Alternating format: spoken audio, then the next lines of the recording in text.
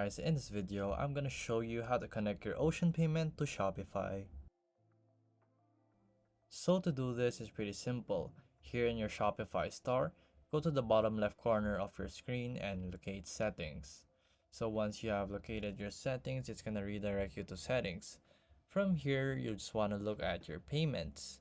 From your payments, you will have your payment providers and then you can choose a provider. So right here, let's choose a provider.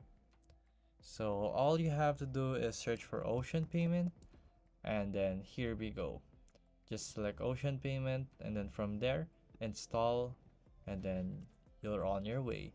So just now you'll have to have access to your own store and also edit store data. So you'll install and then from there Ocean Payment will be directed to your store from there on now. So here, just enter the details that is required, then there you go.